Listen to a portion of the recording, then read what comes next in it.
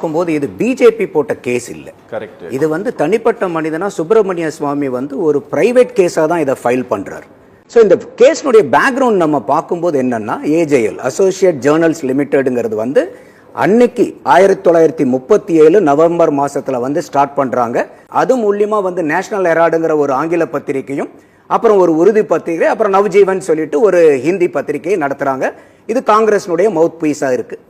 இந்த பத்திரிகை நடத்திட்டு வந்துட்டு இருக்கும்போது அவங்களுக்கு லாஸ் ஆகுது அப்படின்னு சொல்லிட்டு அவங்க வந்து ஃபைல் பண்றாங்க. ஸோ அப்போ இந்த மாதிரி அவங்களுக்கு கடன் அதிகமா இருக்குது, வருமானம் இல்லைங்கிற பட்சத்தில் காங்கிரஸ் கட்சி அவங்களுடைய கட்சி நிதியிலிருந்து பணம் கொடுக்குறாங்க. 90.25 கோடி ரூபாய் வந்து அவங்களுக்கு வந்து ஒரே அடியா கொடுக்கல, ஓவர் பீரியட் ஆஃப் 9 இயர்ஸ் வந்து பாத்தீங்கன்னா அவங்களுக்கு இதை கொடுத்துக்கிட்டே இருக்காங்க. ஸோ அப்போ ஒரு முதல் கேள்வி என்ன வருதுன்னா, ஒரு அரசியல் கட்சி நடத்துறவங்க கம்பெனிக்கு எப்படி நீங்க ஃபண்டிங் பண்ணலாம்? அப்ப எந்த ஒரு அரசியல் கட்சியும் ஒரு கம்பெனிக்கு நீங்க ஃபண்டிங் பண்ணக்கூடாதுங்கிறதா இங்கெல்லாம். யங் இந்தியன் லிமிடெட்னு ஒரு கம்பெனியை வந்து ஃபார்ம் பண்றாங்க.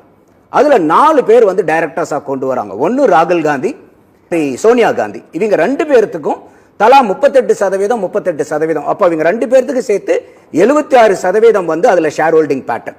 மீதி 2 பேர் வந்து பாத்தீங்கன்னா மோதிலால் வோரா, அவருக்கு 12%, ஆஸ்கர் பெர்னாண்டஸ்க்கு 12%.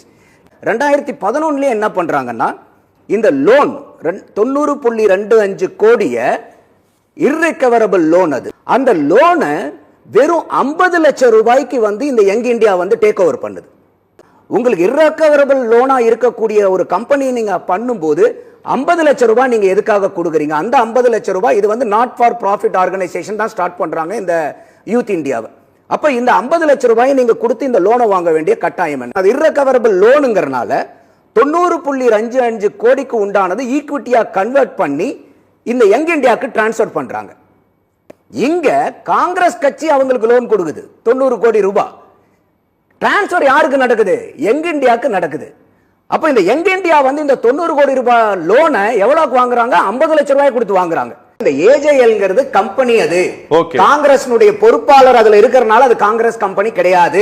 பாயிண்ட் நம்பர் 1 ஃபேக்சுவலா கரெக்ட் பண்ணுவோம். அடுத்தது, இப்ப இந்த காங்கிரஸ் சொத்தை தான் நாங்க காங்கிரஸ்க்கு ஒய்ஏஎல்க்கு கொடுத்துறோம், யங் இந்தியன் லிமிடெட் கொடுத்துட்டோம்ன்றாங்க. ஒய்ஏஎல்லும் காங்கிரஸ்னுடைய கம்பெனி கிடையாது. அப்ப யங் இந்தியாவும் காங்கிரஸ் கிடையாது, ஏஜேஎல்லும் காங்கிரஸ் கிடையாது. அப்ப 691 கோடி ரூபாய் அசெட் வேல்யூ இருக்கக்கூடிய ஏஜேஎல் 90 கோடி ரூபாய் லோனை வாங்குது. அந்த லோனை நீங்க 50 லட்சம் ரூபாய்க்கு வந்து இந்த ஒய்ஏஎலுக்கு விக்கிறீங்க. அவங்களுக்கு தான் ஏற்கனவே 691 கோடி ரூபாய் அசெட் இருக்கே சார். இந்த 691 கோடி ரூபாய் அசெட்டை வெறும் 50 லட்சம் ரூபாய்க்கு நீங்க இங்க டிரான்ஸ்ஃபர் பண்றீங்க. அதுதான் இங்க பெரிய அலிகேஷன்.